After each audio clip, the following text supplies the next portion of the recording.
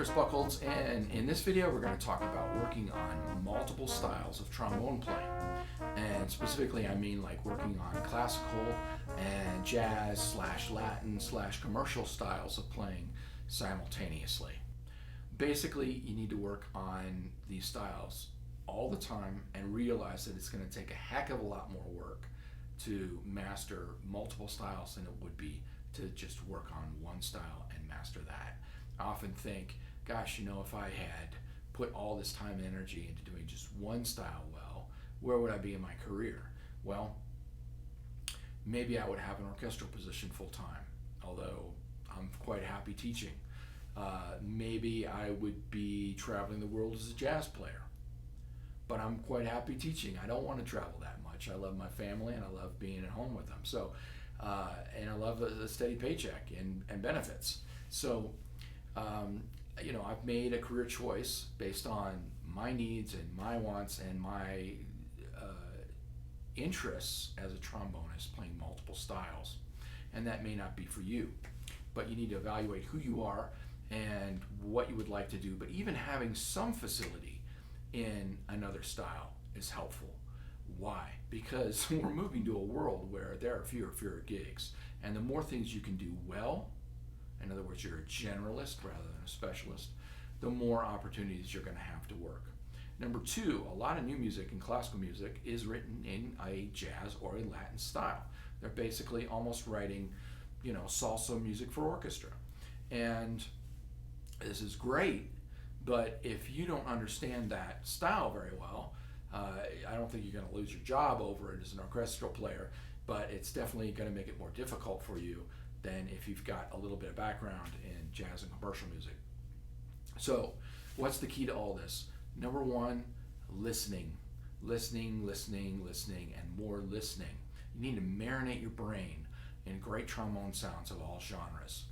And, there are too many great players in the history of our instrument for me to list all of them. But as far as classical playing goes, the guys I go to most often are Joseph Alessi, Mark Lawrence, Ian Bousfield, and Jürgen Van Ryan, and Michel Biquet. Those are my top 5 favorites. If we're talking about jazz trombone, we're talking about J.J. Johnson. J.J. Johnson's probably the first 5 altogether right there. But even though I don't really play very much like J.J., he is my Rosetta Stone for jazz trombone playing. But I also love listening to Carl Fontana. I love listening to Frank Marzolino, Bill Watrous, Steve Turre, Marshall Jilks, Curtis Fuller, Steve Davis. These are all wonderful players, all with their own styles of playing that I listen to regularly. And you should have your own list of these players, and all these guys are a good jumping off point if you're just getting into it. I also listen to lots of trumpet players, both classical and jazz. So you need to listen a lot, and there's no excuse for listening now because everything's available online. You need to practice these styles every day and understand that there are physical differences between your classical playing and your jazz playing that make those sounds and articulations authentic rather than getting your styles mixed up. So here's a little Bordoni for you.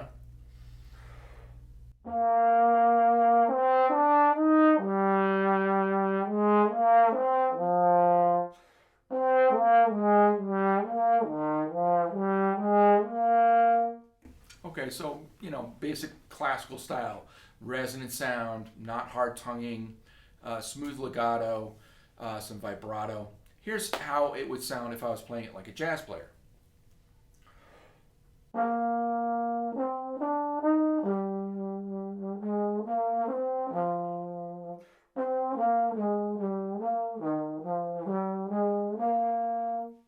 So I'm kind of I'm kind of emphasizing each note, giving it more articulation, a much more closed down, less resonant sound than I would get in classical playing, and maybe some fairly wide vibrato coming toward the end of the note.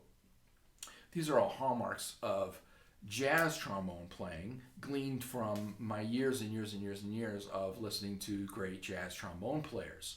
But it is not appropriate for me to put on a Bordoni vocalise any more than I would want to play, a jazz standard like a classical player.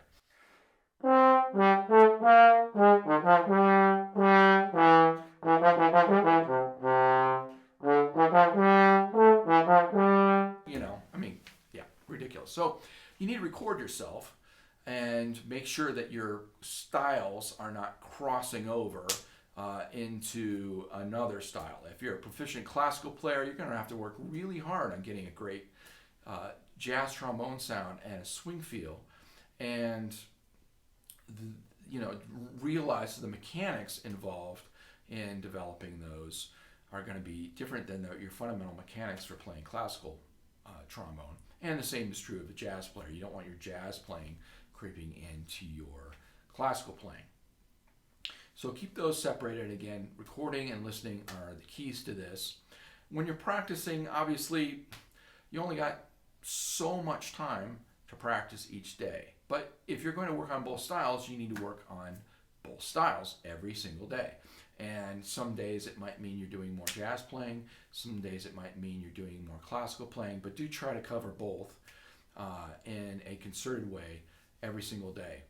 And if you're a classical player and you're really working on jazz playing, you may need to spend more time doing jazz playing than you are classical playing, and vice versa. If you're doing you're a jazz player and you really want to work on classical, you're going to have to probably do more classical playing than you are doing jazz playing. This takes a lot more practice time than just working on one style. You might be fine working on orchestral excerpts for an hour and a half a day and put the horn away. But if you want to work on multiple styles, you're going to need to be putting in probably 3 to 4 hours of practice a day. So it's a significant time commitment, and you need to be aware of that. So, and the last thing I would say is, make intelligent equipment choices that facilitate the styles that you're playing in. I don't play jazz on a large trombone like this. And I would only in rare situations play classical music on a small trombone like this. Would depend on what others in the section are playing, and maybe I would play it on bolero, and that would be, one of the few examples, maybe Symphonie Fantastique. Most things where it would be a small horn, I'd probably play an alto. So make good equipment choices that work for you. And as I say to my students, and I'll say to you, I think you need to figure out a mouthpiece rim size that works for you, and use it on all the mouthpiece cups that you have. So you're going to have a set of screw rim mouthpieces. You're going to use the same mouthpiece rim, whether you're playing alto, small bore tenor, large bore tenor. And the reason for that is because these are really tiny muscles, and keeping some consistency there will not only help your range, but it'll help just your overall embouchure health over time. So if you need a darker sound for classical music, well, get a bigger cup with a larger back bore. If you need a smaller, less resonant sound, something that's more cutting and blend with a trumpet section better in a big band, then you need to play on a much shallower mouthpiece. And you can do that with the same rim. I would recommend that your rim size be between a Bach 4 and a Bach 6.5. And that's because if it gets much larger than a 4, like a 3-2-1 size Bach mouthpiece rim diameter, you will not sound appropriate on alto or tenor. It's just going to be too much like a large bore horn sound. And if you get too small, like a Bach 7C, 11C, 12, and you're playing that a large bore tenor, the smaller horns will probably sound great, but the large bore tenor is not going to sound great. So you need to be cognizant of what you're doing with your equipment. So put that all together, listening, practicing each day, knowing the characteristics of each style. Recording is a big part of your practice. Having enough practice time and equipment choices, those are all things that go into playing multiple styles well. And I wish you the very best with this.